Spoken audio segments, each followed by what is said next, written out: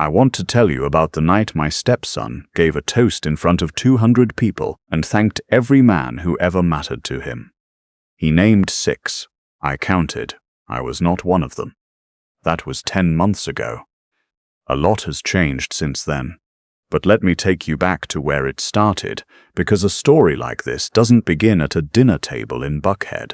It begins 15 years earlier at a Sunday morning church potluck in Decatur, Georgia, where a woman named Monique was trying to keep a 9-year-old boy from knocking over the sweet tea. That boy was her son. I didn't know his name yet. I just saw a kid in a clip-on tie, vibrating with energy that had nowhere to go, and a mother who looked like she hadn't slept a full night in 3 years. Monique was 36 then, just a few years out of a relationship that had left her with a son and a stack of bills and a man, her son's father, who treated fatherhood the way some people treat a gym membership, enthusiastic in January, invisible by March. His name was Antoine. I'd hear about him in pieces over the years the way you hear about weather that already passed through. I was 47 at that first potluck, retired from the army after 22 years, working as a facilities manager for a hospital system in DeKalb County. I had a house in Marietta I'd bought in 2005, 3 bedrooms, a finished basement I'd turned into a woodworking shop, and no family inside those walls except myself and a dog named Chester, who had passed 6 months before I met Monique. She didn't ask me to be a father. I want to make that clear. What she said, much later, after I'd been driving her son to Pop Warner football practice for 2 seasons, after I'd sat in a middle school auditorium watching him play a reluctant triangle in the winter concert, after I'd helped him fill out high school applications at my kitchen table, she said, "You're the real father figure he needed, Clarence. He just doesn't know how to say it yet." I believed her. I wanted to. We married when her son was 11. It was a small wedding at the church in Decatur. He stood up straight in his grey suit and shook my hand afterward with both of his, the way I'd been teaching him, and said, "Congratulations, sir." He still called me sir back then. I figured that would change. Eventually it did. He started calling me by my first name. I told myself that was enough. The house in Marietta stayed in my name. Monique never asked about the deed. I never offered. My father died in 1998, sitting in a hospital bed in Augusta with an oxygen tube in his nose, and the last thing he told me was, "Son, keep your name on what you built. A man's name on the door is not arrogance. It's protection." He said it like he'd learned it the hard way, which he had. I didn't argue with him. I kept the deed exactly as it was. Monique contributed to the household. She worked as an office manager for a pediatric dental practice and covered groceries, utilities, her car note. But her son's expenses ran through me. Georgia Tech tuition was $31,000 a year for in-state when he started. I know that number precisely because I wrote the check 4 times. I bought him a 2019 Honda Accord his junior year because the bus schedule from campus made no sense for his lab hours. I co-signed the loan because his credit was thin and new, and when he accepted a job with an infrastructure engineering firm in Charlotte and needed an apartment before his first paycheck cleared, I co-signed that lease too. I didn't keep a running tally. That's not why I did it. But I want you to understand the shape of what I built, because the shape of what I lost has to make sense inside it. Antoine showed up when her son was 13, then again at 16. Then every 18 months or so, driving whatever car he was in that season, always something he couldn't quite afford. He brought sneakers and Atlanta United tickets and posted photographs with captions that called himself a proud father. He never paid child support. I asked Monique about it once, early in our marriage. She shook her head and said, "That's between me and him. It's settled." I let it go. I was the one who was there. I figured that was what mattered. Her son's graduation from Georgia Tech was May 3rd, a Saturday. Monique had been counting down for 6 months. She ordered a banner in gold letters and hung it in the living room 3 weeks early. I pressed my dress shirt the morning of the ceremony and shined my shoes the way my mother taught me. The way she said a man dresses when the occasion is larger than himself. The ceremony was at McCamish Pavilion. 4,500 people is in the stands. When her son walked across that stage, I stood without thinking, same as every other parent in the building, and I clapped until my palms were warm. He looked out at the crowd and found his mother first, the way children always do. He smiled at her. Then he found me a beat later and nodded, one nod. I nodded back. The dinner was at a restaurant in Buckhead that evening. Monique's cousin had rented out a private room, round tables, cloth napkins, a photographer working the edges of the crowd. 30-some people. College friends, Monique's sisters, neighbors, and Antoine, who arrived after most of us were seated, still in his graduation clothes, with a woman I'd never met and a bottle of champagne he set on the table like a centerpiece. He shook my hand when he sat down. Firm grip, wide smile. Good to see you, Clarence. Like we'd spoken last week. Like we were colleagues at the same company. I nodded and turned back to my water glass. Her son stood up after the appetizers. He had his champagne flute in his hand, and he was smiling the way he smiles when he's nervous. Too wide, eyes moving across the room. He thanked his professors. He thanked his roommate Devonte. He held up his glass for his grandfather on Monique's side, who had passed 2 years ago. He thanked a high school coach who wasn't there. He thanked God.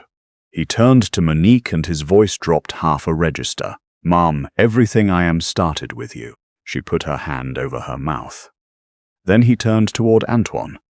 "And my dad," he said. "My dad who kept telling me I was built for this, even when I didn't believe it. I love you, man." Antoine raised his glass.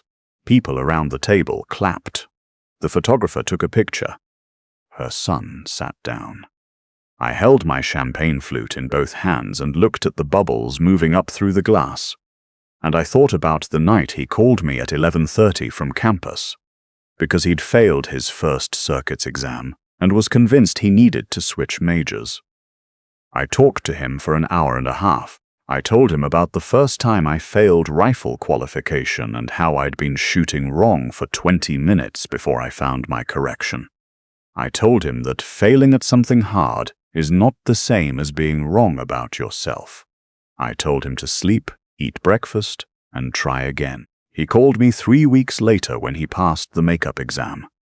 He said, "Thank you, Clarence," and then said he had to go study. I thanked him back.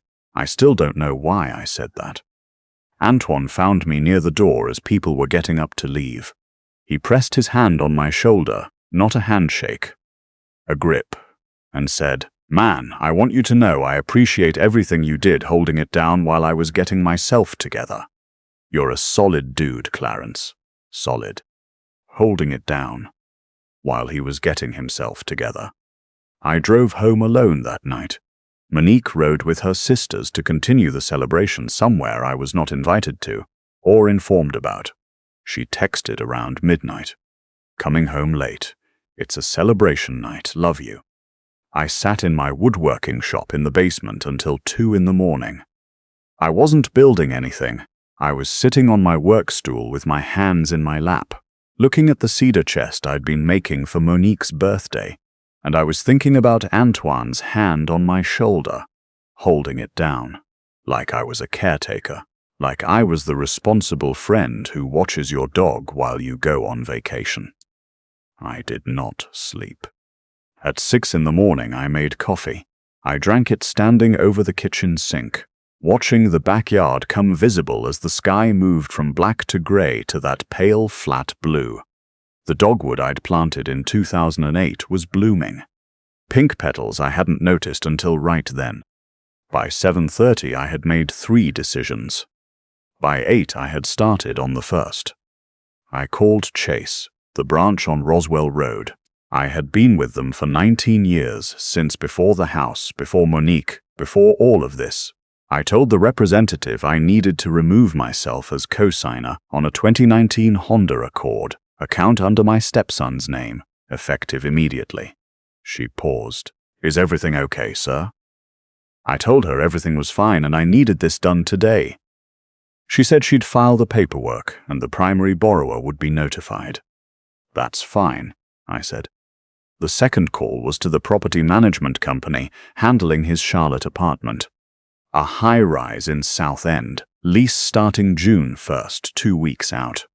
I told the leasing agent I was withdrawing as co-signer. She said the primary tenant would need to requalify or provide an alternate guarantor within 5 business days. I told her to proceed. The third call was to Carolyn Darby. Carolyn was a real estate agent out of Marietta I'd met at a neighborhood association meeting 4 years back. Sharp, direct, no nonsense in the way people get after 20 years in real estate, not unkind, just efficient. She answered on the second ring. I told her I was thinking about selling the house. She asked when. I said, as soon as you can list it. She came by Monday morning.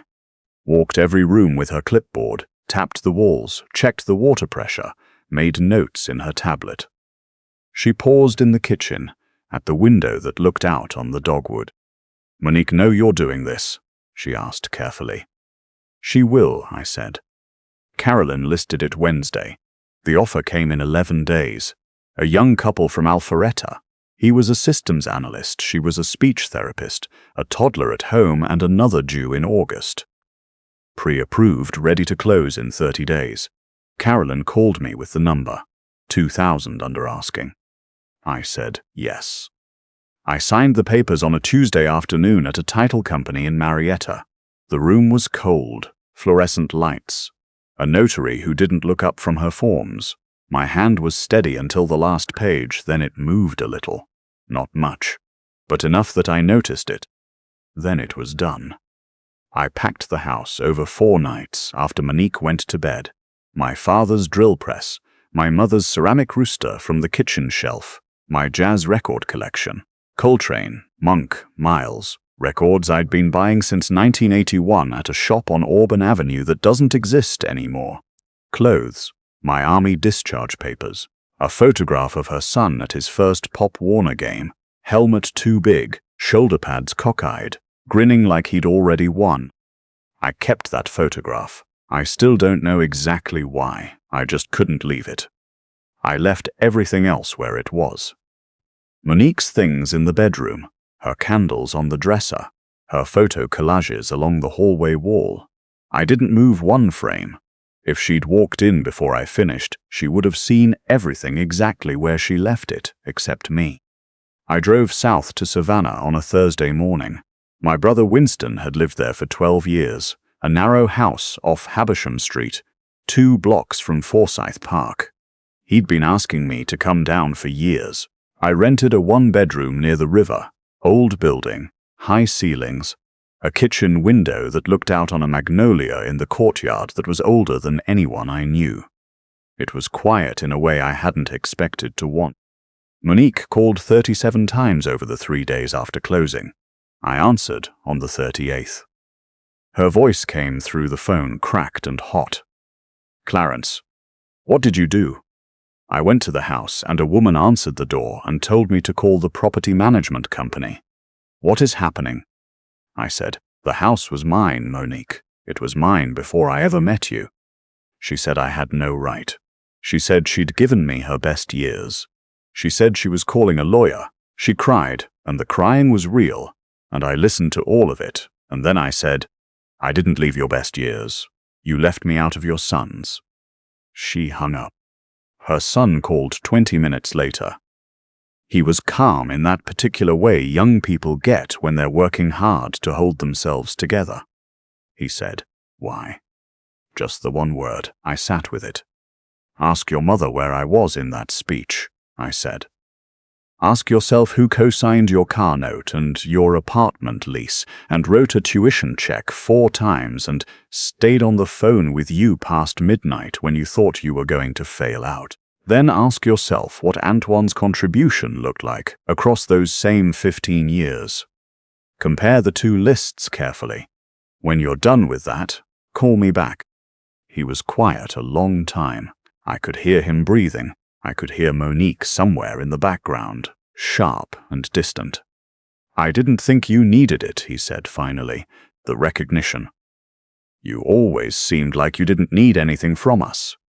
That one settled into me slowly, like cold water going down. "That's not the same as not deserving it," I said. He didn't answer. "I need to think," he said. "Take your time," I said, and I meant it. Winston took me fishing the following Saturday. Ossabaw Sound before sunrise, 2 lawn chairs and a cooler between us, and the water so flat it looked like hammered tin.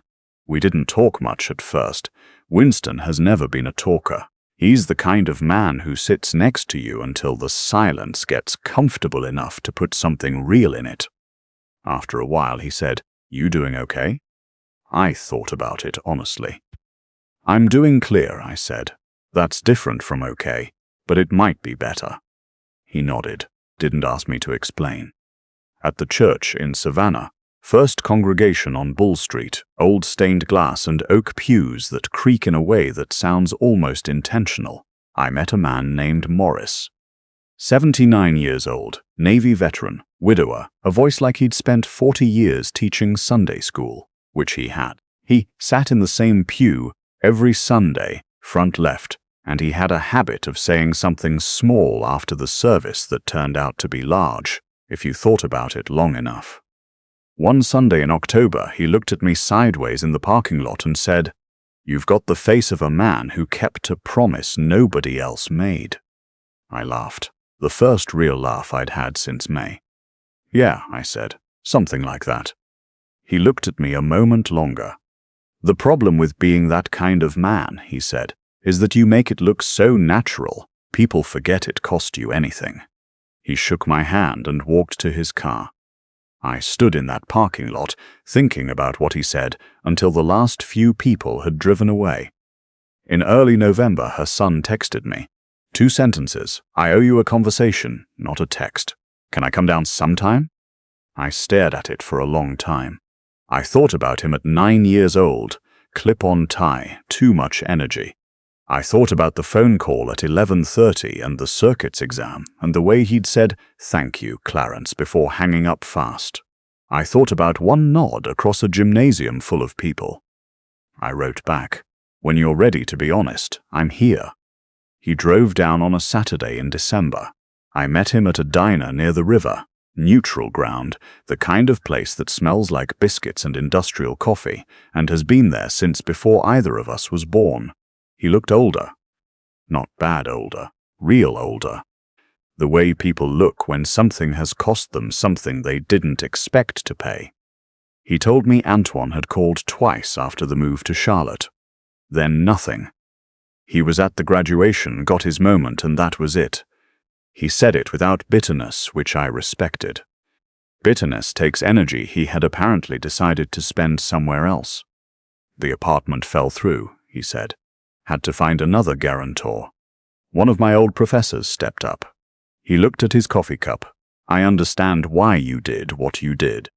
"I didn't do it to punish you," I said. He nodded slowly. "I know," he said. "I think you did it because you were done waiting to matter." I looked at him. He'd been listening more carefully than I'd given him credit for. "I'm sorry I didn't say your name," he said. "Not just because of everything that happened after. Because you earned it. You earned it 100 times over, and I just—" He stopped, started again. "I don't have a better excuse than that. I didn't think about what leaving it out would mean." "I know," I said. "Does that change anything?" I thought about the house in Marietta. I thought about the cedar chest sitting unfinished in a storage unit in Kennesaw. I thought about signing the last page at the title company and my hand moving just a little. I thought about Winston beside me on the water, the hammered tin surface of the Sound. "It changes the conversation," I said. "That's enough for right now." He nodded. We finished our coffee. He hugged me on the sidewalk. Real this time, both arms, the kind of hug that doesn't happen between people who are performing anything. It was brief, but it was true. I watched him walk to his car. He turned around once at the corner, the same way he used to look back at me from the Pop Warner field when I was standing on the sideline, just checking that someone was still there. I was still there. These days I work in the shop Winston set up in his garage, which he said was mine as long as I needed it. I've been building jewelry boxes, small ones, walnut and cherry, with dovetail joints that have to be cut exactly right or they fall apart. I give most of them to people from the church. It doesn't pay anything. That's not why I do it. Some mornings I walk down to the river before the tourists are out. Just me and a thermos, and whatever light is coming off the water. Morris told me once that the Savannah River has been moving in the same direction for 10,000 years and has never once looked back to see if anybody noticed. I told him that was either profoundly comforting or deeply depressing. He said it was both. That's the thing about Morris. He is almost always right. I think now about all the years I spent making myself small enough to fit into a space I was never formally given. I took the dinners I was asked to cook. I drove the roads I was asked to drive. I signed my name to papers that made other people's futures possible. And I did it without asking for a receipt, because I didn't think that was what real love required. Maybe I was right about that. Love doesn't require a receipt. But acknowledgement isn't a receipt. Acknowledgement is just truth. And truth, it turns out, does not wait forever to be said. Here is what 15 years and one dinner speech finally taught me. The size of your sacrifice is invisible until you stop making it. The people who benefit from your presence rarely understand the shape of it until the shape is gone. And if you have been holding up a ceiling that was never built to include you, if you have been doing it quietly, competently, without complaint, the world will take that quietness as consent. It isn't. So if you are out there tonight, paying the bills while someone else takes the bow, signing your name to a future that has no chair for you at the table, I am not here to tell you to blow it up. I am here to tell you what I learned the hard way. You are not required to keep funding a story in which you are not a character. You are allowed to put down what was never yours to carry. You are allowed to drive south on a Thursday morning and rent a room near the water and start over at 62 with a set of chisels and a thermos and a brother who knows when to just sit quiet beside you. That is not giving up. That is finally, at long last, showing up for yourself. And some mornings, when the light comes off the river just right, and my coffee is still hot, and Savannah is still half asleep around me, I think that might be the most important thing I have ever built.